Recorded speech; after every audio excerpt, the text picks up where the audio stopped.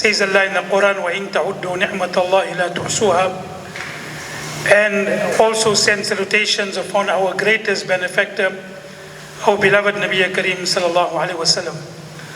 After first acknowledging Allah and His Rasul sallallahu alaihi wasallam, let me acknowledge each and everyone who is part and parcel of this gathering, in particular the Deputy Mufti. May Allah subhanahu wa ta'ala keep His shadows over us for a long time and keep His knowledge for us to benefit from. In the little time that he spoke, there were just so much words of wisdom that emanated from him. May Allah subhanahu wa ta'ala preserve him. And all the others who are here, all protocols observed, the Deputy Qazi, Sheikh Hamza, who has been an excellent host and organizer, and each and everyone, I would like to acknowledge both the brothers and the imams, the shuyukh, the mothers and the sisters. We as ulama, we have a tremendous privilege and a responsibility. So we are all aware that Allah has given a great privilege to ulama. Our Shaykh made mention of the Quranic ayat in the 23rd juz of the Holy Quran, where Allah Ta'ala says, قُلْ هَلْ يَسْتَوِي الَّذِينَ يَعْلَمُونَ وَالَّذِينَ لَا يَعْلَمُونَ, where Allah Ta'ala speaks about the virtue and superiority of the ulama and the learned over those who are not learned. And there is no doubt with regard to the virtue of those who are learned compared to those who are not. But in our Sharia, and of course also, it was also quoted the hadith, al-ulama warathatul anbiya. But in our Sharia, together with every privilege, with every virtue, comes a commensurate responsibility. With the virtue comes a responsibility. And you cannot get the virtue without adopting the responsibility. So Allah in the Holy Quran spoke highly about the wives of the Nabi of Almighty Allah, the Azwaj Mutahharat. وَاذْكُرْنَ مَا يُتْلَى فِي بُيُوتِكُنَّ مِنْ آيَاتِ اللَّهِ وَالْحِكْمَةِ وَمَنْ يَقْنُتْ مِنْكُنَّ لِلَّهِ وَرَسُولِهِ وَتَعْمَلْ صَالِحًا نُؤْتِهَا أَجْرَهَا مَرَّتَيْنِ. But Allah Ta'ala also, because of the virtue, spoke about the responsibility. يَا نِسَاءَ النَّبِيِّ مَنْ يَأْتِ مِنْكُنَّ بِفَاحِشَةٍ مُبَيِّنَةٍ يُضَاعَفْ لَهَا الْعَذَابُ ضِعْفَيْنِ. Because of the privilege that you have, if you have to do something that is not appropriate, not that they did it, we don't believe in that, but to show you that with the privilege came the responsibility. If you did something inappropriate, يُضَاعَفْ لَهَا الْعَذَابُ ضِعْفَيْنِ. The adhab would also be double because of the privilege. And the same thing with regard to the ulama. And if the ulama do something that is incorrect, because of the privilege of the ilm, the responsibility is greater and the consequences are also very greater. So therefore someone had said, إن كنت لا تدري فتلك مصيبة وإن كنت تدري فالمصيبة الأعظم. If you don't know, it's a calamity, and if you know, the calamity is even greater because it comes with a great, great responsibility. Allah will question us with regard to the responsibility that comes with ilm. And one of the 5 questions that Allah will question people on the day of Qiyamah, one will be, how much did you practice upon the knowledge that you had? How much did you practice upon the knowledge that you had? So the knowledge might have been tremendous, but what did you do with that knowledge? So that's why whenever we look at the entire history of ulama, we always find that the ulama regarded this knowledge and the responsibility very, very seriously. Imam Muhammad rahmatullah alayhi, the student of Imam Abu Hanifa rahmatullah alayhi, used to study during the night and long hours, and one day his daughter, out of concern, said, "Oh my father, everyone is sleeping. And you are burning the midnight oil, so to speak, and you are studying so long, and why don't you also go and rest?" And he said, "Oh my daughter, people are resting, people are asleep, confident that the ulama would preserve the deen. And if we also go and sleep, who will preserve the deen? So this was the sense of responsibility that he had. And throughout history, and I'm in a gathering of ulama, so I'm going to keep my talk short, succinct, and maybe we could have a discussion in the room of so many great ulama. It might be better that we have a discussion rather than a one-way speech. So when you look at our history, you found ulama took great amount of sacrifice to preserve the deen. Imam Ahmad ibn Hanbal rahmatullah alayhi, the amount of punishment that he received from the Khalifa because he opposed him on the matter of Khalqul Quran, it had a great amount of repercussion. He felt, and correctly, that the Quran is the attribute of Allah.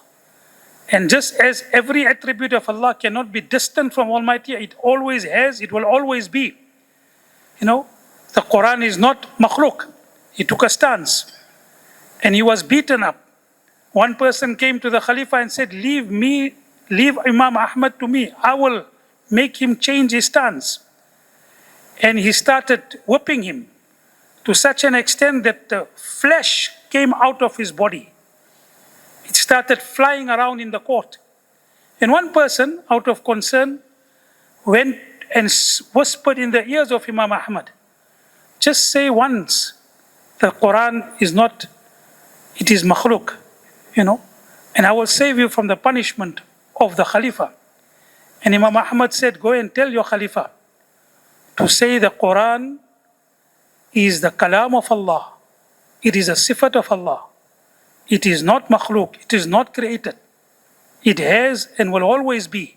I will save him from Allah's punishment. You're talking of saving me from his punishment. I will save him from Allah's punishment. They preserved. And throughout history, that the ulama challenged the wrong notions and the deviations of the era in which they were living in. Imam Abu Hanifa rahmatullah alayhi and many others, they dealt with a Mu'tazilite threat. And we know that it's a very long story, and everyone who ulama know about it. Our Shaykh made mention with regard to Imam Ghazali rahmatullah alayhi.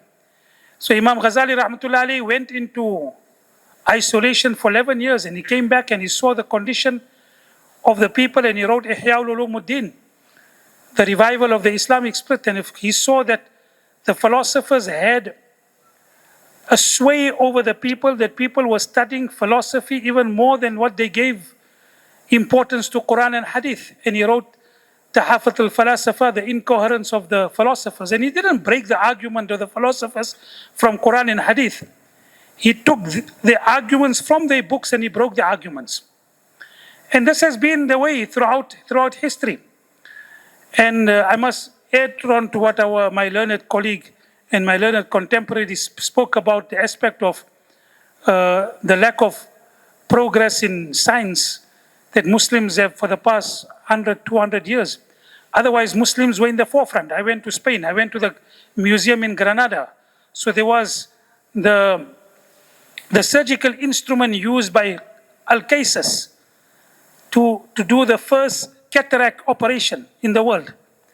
And that particular instrument is almost the very same that surgeons use today for operations, which he did 800 years ago. Mas'udi in geography.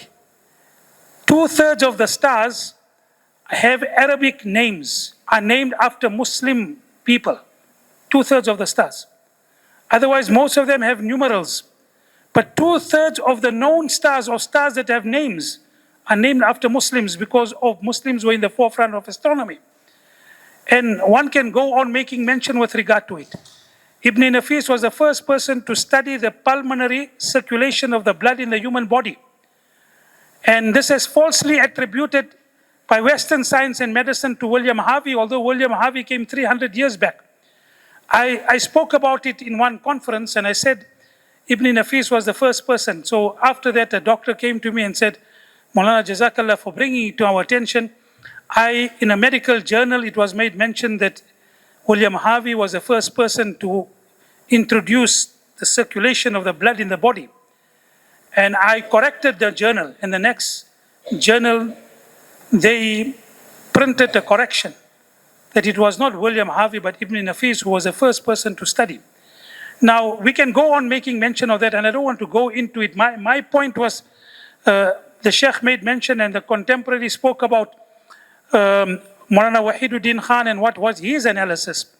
But one most amazing analysis of the Muslims not being in the forefront of sciences technology has been offered by one of the greatest scholars and thinkers in our era the last few decades, has been Sheikh Abul Hasan Nadwi rahimahullah, who wrote Mada Khasar al-Alim bi-inhitat al-Muslim. What has been the result of the Muslims not being in the forefront in the leadership of the world? What has happened to the world because of that? And in there he wrote a very amazing thing. He said, Christianity in the Western world progress materially and scientifically when they threw off the yoke of religion, when they stopped following their religion, which was curtailing them, which was putting them in a straitjacket, which didn't allow them to progress. They progressed because their religion was holding them back. And he said Muslims stopped progressing when we forsook religion.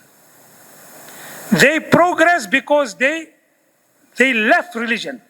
And because of that, they went forward. As long as we had religion, we were progressing. The day we stopped our adherence and steadfastness to religion, which was giving us the spiritual impetus to do good deeds, the way under the ayat فَإِذَا قُضِيَتِ الصَّلَاةُ فَانْتَشِرُوا فِي الْأَرْضِ وَابْتَغُوا مِنْ فَضْلِ اللَّهِ, the Mufassirin have written, the Sahaba Iraq bin Malik used to stand on the threshold of the masjid and he used to say, Ya Allah, inni qad ajabtu da'watuka wa sallaytu faridatuka. We have accepted your call. إِذَا نُودِيَ لِلصَّلَاةِ مِنْ يَوْمِ الْجُمُعَةِ فَاسْعَوْا إِلَى ذِكْرِ اللَّهِ. We have accepted it. We have performed your salat. وَنَشَرْتَنِي كَمَا أَمَرْتَنِي فَارْزُقْنِي فَإِنَّكَ خَيْرُ الرَّازِقِينَ. Now we are going out into the world the way you have commanded. Go in the world. فَانْتَشِرُوا فِي الْأَرْضِ وَابْتَغُوا مِنْ فَضْلِ اللَّهِ. Now look at that beautiful